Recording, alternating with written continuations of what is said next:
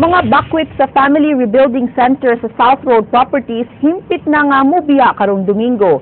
Ihatod sila og balik ngadto sa Tacloban samtang ang ubang nakahukom sa pagpabilin sa Subo. Leslie Caminada Vestil, Sugin Liming. Hinay-hinay nang hipo sa mga evacuees din sa Family Rebuilding Center.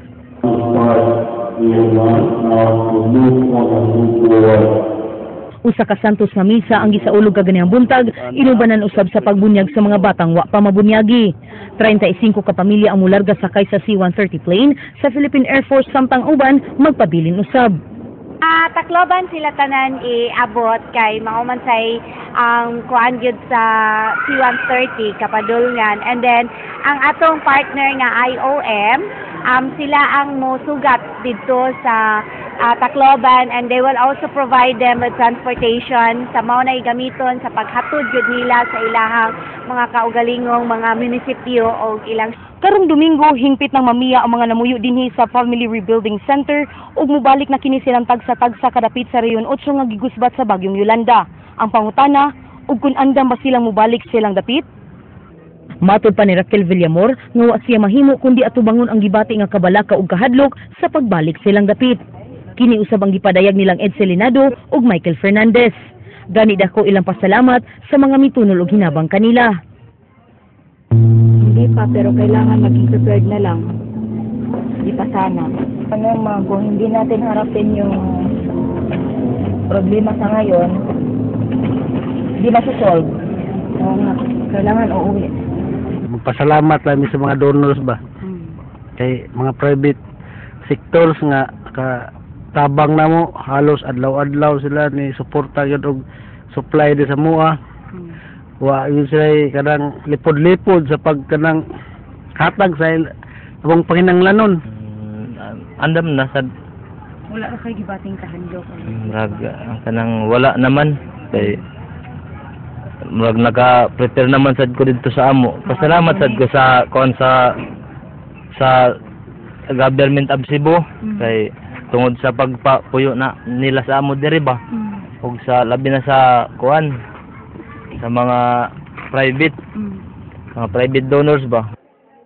Samtang dako ang panghinaot ni Dr. Esther Consa sa DSWS nga unta magamit sa mga evacuees ang ilang gitudlong skills aron sila makapadayon silang pagpuyo. Matag pamilya, pabawnan og tag 3,000 pesos sa ilang pagbiya karong Domingo. Hopefully, og ilang gamiton ang katong ilang mga learnings dirigikan, siguro mabuhi-buhi na gid sila. No? More or less. Leslie Caminada Vestil, News 5. Ipasusi og balik ang structural integrity sa Palace of Justice nga nangliki tungod sa linog sa nilabay nga tuig. Kini nasabutan nila ni Governor Junjun Davide ug Chief Justice Maria Lourdes Sereno. Ang resulta sa structural inspection ipadala niya ngadto sa Korte Suprema. Buot desisyonan sa Korte Suprema unsa ilang himuon sa building. Naglaraw ang Kapitolyo kaniadto sa pag-renovate sa Palace of Justice sa wa pa mitabo ang linog. Gipaybaw sa gobernador nga bawion sa Kapitolyo ang gibarugan sa Palace of Justice. Hatagan sila og laing luna nga nahimutang sa compound sa Visayas Ombudsman. Ang Kapitolyo is interested in that, in the building, no? Pwede na sila.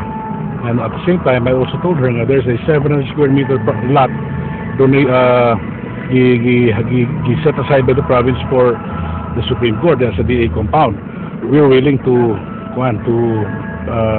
dugangan ang area.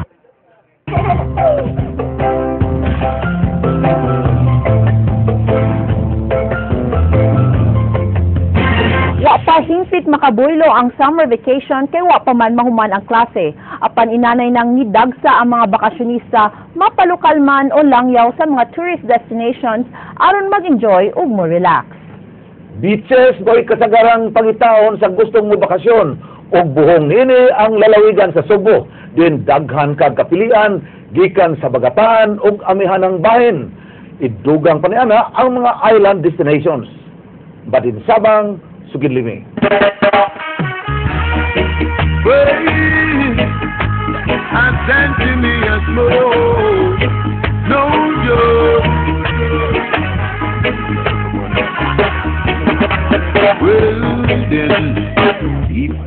Di gid mawa sa listahan sa mga bakasyonista matag summer ang isla sa Malapascua nga naila di lang sa ilang white sand beaches, lakip na ang iyang mga nindot nga diving spot. Di pa ning kamutan sa mga resort owners o sa lokal nga kagamhanan sa lungsod sa Daan Bantayan nga makabarog dayon human sa bagyong Yolanda. Ug aron makabawi sila sa kapin duha ka buwan nga wa maka-operate, daghan sila giandam nga mga kalihukan aron mas memorable ang pagbisita sa mga turista ug mas makadani pa og dugang turista. Hindi paspasan nyo nung mag-ayon. Tanan na mong mga kuwan diri. Sa una, hugo kayo ni drill. Kuwan yun, totally demolish ka. Ang matop tanan, tang-tang. Nga karon ibalik-balik na. Kaya ayo na mo, paspasan mag-ayo. We'll be going to have something like a big swimsuit, open swimsuit competition. Should be on May. Sa mga kuan, sa mga non-divers, mag-guest na to ngayon, they have to, kuan na yun, mag-island tour sila, no? And we have kanining atong coral island where they can have a snorkeling.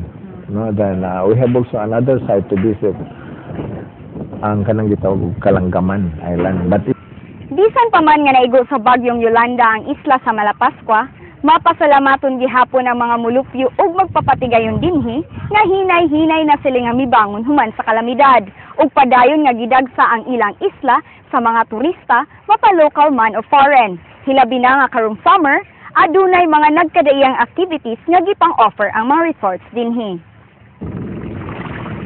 Gawa sa mga resorts, dunay mga lisensyadong masahista nga nag-standby ug andam mo pahupay sa mga bisita. Depende lang ma'am sa ilang gusto. Ay mo kwansad sila og kanang Swedish Shatsu. Cut and give me diha sa Blue Corals. Di seminar me. First time ni Moa sa Malapascua ug nadiskubrihan niya ang isla pinaagi sa internet. I googled good diving in the Philippines and Malapascua came up for the sharks. Yeah, I would definitely. The people are really nice and it's great diving, so yeah. Peaceful kayo ang Malapascua Island, so it's really good for family vacationers, tanan, and we are not that commercialized and we have the best beaches. So, nindot kayo diri kay kanang safety sad kaayo, so that's what we could offer, the serenity of the place. Madin Sabang, News 5. Ug mao kadto ang naglangkob sa atong mga balita sa Aksyon Bisaya karong adlaw, Biyernes, Marso 21, 2014, hangtod sa Lunes, kini si Frank Malilong Jr. Mga istorya di lang kutob sa paghatod sa impormasyon. Musunod na ang Action Prime. Daghang salamat. Ako si Georgia Herrera.